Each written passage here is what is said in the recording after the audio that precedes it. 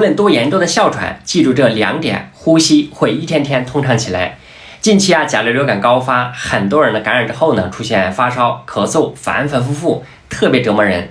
那特别是哮喘的患者呀，因为气道对各种刺激物呢过度的敏感，导致气道狭窄，那更容易引起咳嗽。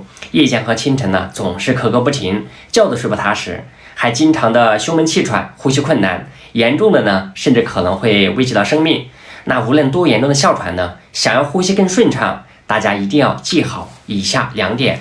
第一个呢，哮喘虽然不能根治，但是能通过药物进行控制，比如可以对症用点布利奈德吸入气雾剂，多项指南一线推荐用药，能够减少粘液分泌，减弱气道反应性，以及抑制支气管痉挛发作，从而呢缓解支气管哮喘不适症状。